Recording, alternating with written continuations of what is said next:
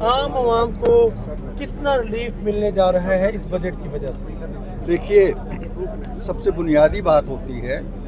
کسی حکومت کی انٹینشنز کیا ہے، ارادہ کیا ہے، اس کی پرفارمنس کیا رہی ہے،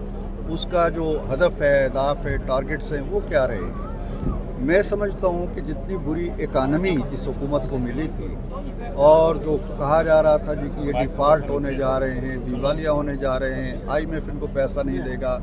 باہر سے اوورسیز پاکستانی ان کو پیسے نہیں دیں گے،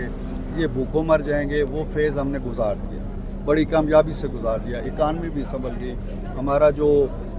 پالیسی ریٹ ہے وہ اب 22 سے ہم 11 پہ آ گئے، ہماری انفلیشن بہت نیچے آ گئی، ہمارے جو اسٹاک ایکسچینج ہے وہ آخری حدوں کو چھونے لگی، تو سارے انڈیکیٹرز جو تھے وہ بہت بہتر ہوئے ہمارے دور کے اندر۔ اب یہ جو بجٹ ہے، بجٹ کوئی آسان چیز نہیں ہوتی ہے۔ آپ ایک گھر کا جب 1 مہینے کا بھی بجٹ بناتے ہیں نا تو آپ کو بہت کانٹ چھانٹ کرنا پڑتی ہے۔ تو ہمارے ہاں بھی وقت کے ساتھ ساتھ اہداف بدلتے رہتے ہیں۔ میں سمجھتا ہوں کہ ہماری جو گیون سرکمسٹانسز ہیں، جتنی ہمارے محصولات ہیں، جتنی ہماری ترسیلات زر ہیں باہر سے، جتنی ہماری آمدن ہے، اس کو پیش نظر رکھتے ہوئے ہم نے عام آدمی کو ریلیف دینے کی کوشش کی ہے، تنخواہ دار طبقے کو ریلیف دینے کی کوشش کی ہے۔ 10% جو انیشل 6% کی تھی، پھر کابینہ نے اس کو 10 پہ لے گئی ہے، اور پریکٹیکلی یہ ریلیف جو ہے یہ 10 سے کہیں زیادہ ہے، اس لیے کہ جو ان کو ٹیکس کا انکم ٹیکس کی شرح تھی وہ بہت نیچے آ گئی ہے، لہٰذا جو 10 ہے وہ کم از کم 15% پہ چلا جائے گا، یہ شاید اس سے بھی زیادہ چلا جائے گا۔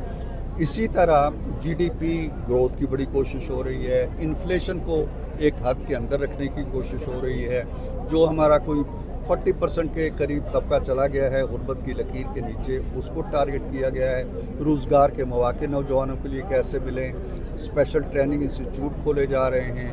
اسلام آباد میں اکثر کہتا تھا کہ 2 یا 3 اسپتال ہیں،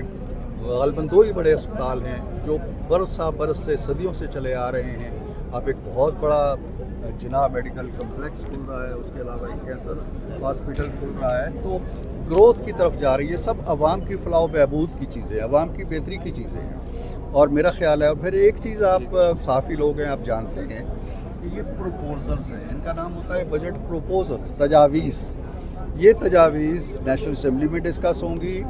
یہ تجاویز سینٹ میں۔ آج ہم نے وہ جو پروپوزل ہیں اپنی جو ہماری کمیٹی ہے فائننس کی، اس کے حوالے کر دی۔ وہ فائننس کمیٹی مسلسل کل سے میٹنگز اپنی شروع کرے گی، یہ میٹنگز 18-19 تاریخ تک جاری رہیں گی، ہم بھی انہیں اپنی پروپوزل دیں گے، تو سالڈ ریکمنڈیشن کے ساتھ سینٹ جو ہے